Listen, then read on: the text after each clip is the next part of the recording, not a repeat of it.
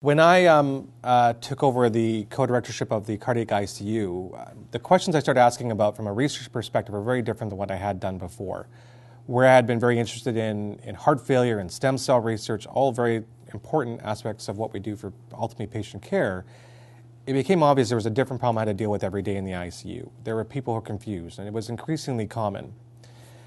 Shortly thereafter, I received a letter from our head nurse at the time from a patient. And in this letter, it was a patient who was writing a letter of apology, which I thought was relatively odd. This patient got very confused after his heart surgery and got quite agitated and actually quite combative and was lashing out and punching at our team. And he wrote this letter, and there's a couple key statements in that. One was that he wrote these letters of apology, which was odd.